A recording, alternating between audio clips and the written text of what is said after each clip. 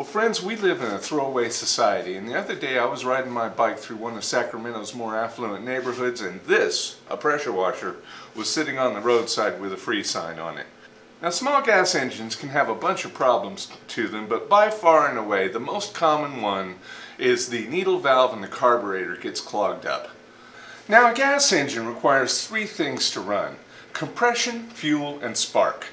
We know we have compression because I can feel it when I pull on the rope. I checked and there's gas in the tank, but that doesn't necessarily mean that the gas is getting into the combustion chamber. So we'll send some fuel in through the air passage with starting fluid.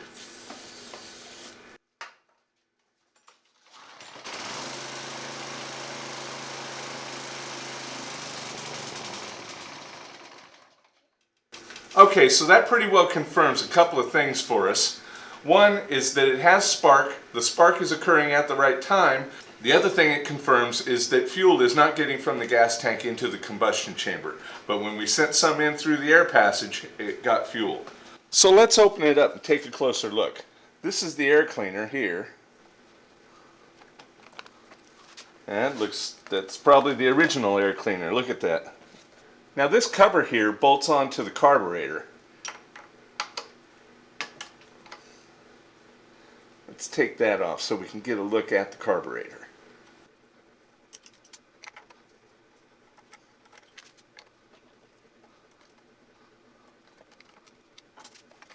Okay, there's the carburetor, and what happens here is that's the choke. This thing here is called the float bowl, and inside it is a donut-shaped float that actuates a needle valve, and when the gas level drops, it opens the valve, and the valve lets more gas come into here. So let's look at that first. We'll open that up. Now the first thing I want to do is drain the gas out of the gas tank. Because the minute we open that that float bowl,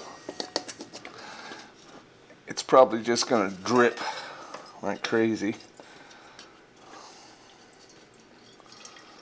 Oh yeah, that gas is filthy.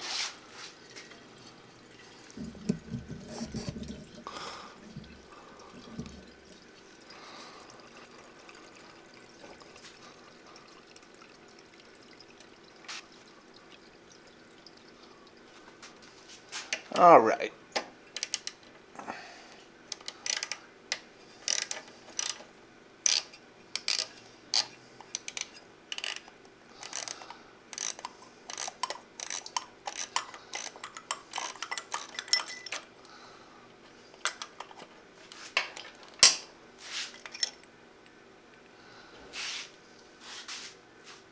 Now that had plenty of gas in it, so I think we'll just pull the carburetor off altogether. Anyway, so we've got the carburetor completely off. One thing you can do to test this valve is just blow into this. So that's working. And what that means is the next step is the fuel is not getting from the float bowl into the combustion chamber, which means one of the passages in here is probably blocked because they're quite small. Okay, so you see down in there, there's two passages, and what I would do to clean those is just take a piece of wire and stick it in there.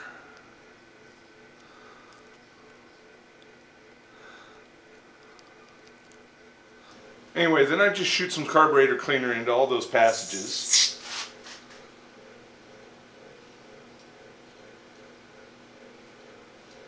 Because that's what it's for, right? These passages in here, one of them goes directly into the air passage, but then the other one, it splits off and becomes two, and it exits these two holes here. Anyway, the air rushing past this is what creates a fuel-air mixture, and that's what goes into the combustion chamber and makes for the big boom that lets it run. Anyway, odds are what I just did has solved this problem, but there's only one way we're going to be able to find out, and that is to put it back together and run it.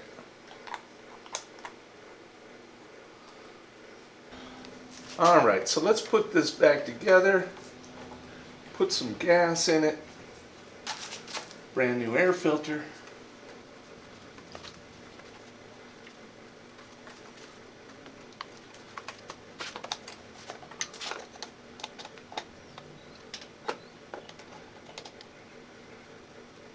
Now this is kind of interesting. There's a mount for something right there, and I got no idea what that might be.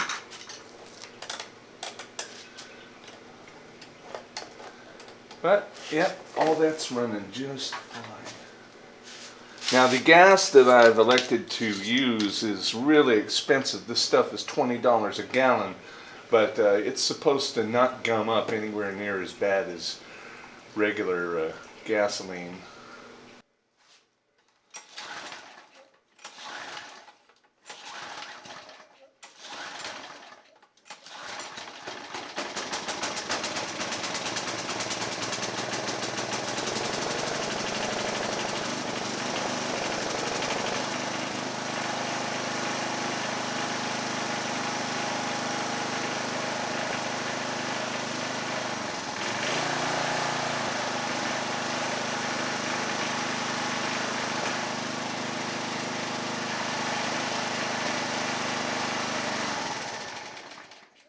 Okay, that is running pretty good, actually. That's pretty good. Now, let's hook it all up and do some pressure washing.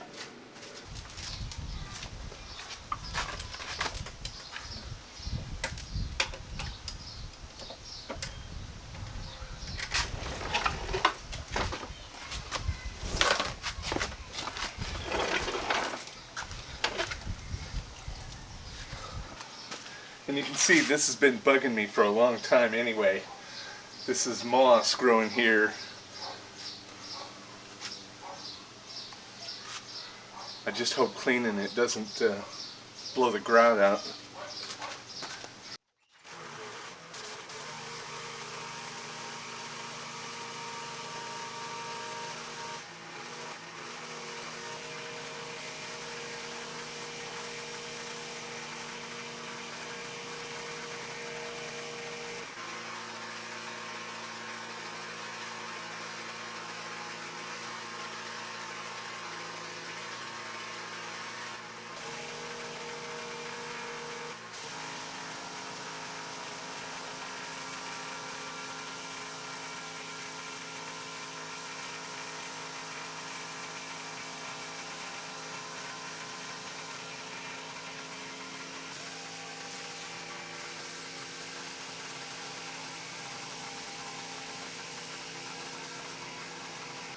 Well, that thing came together without a hitch, and I am really surprised by how powerful it is. That's the most powerful pressure washer that I've ever used. It's way more powerful than the ones down at the coin-operated car wash I go to. When I drug that thing home, I thought it was just going to be a quick fix and then I'll sell it for a couple $100. But after having used it, I'm going to keep that thing.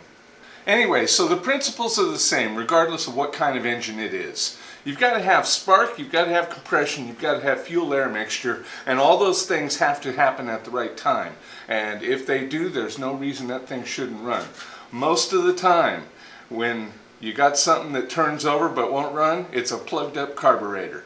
So just pull that carburetor off and hose out all its passageways with carburetor cleaner, and it should run just fine, the way this one did. That thing purrs like a kitten, and I'm sad to say I'm probably going to be doing a lot more pressure washing now that I have it. Anyway, that's all for this time. Thanks for stopping in. I'm happy to answer any questions in the doobly-doo below, so please like, comment, share, and subscribe.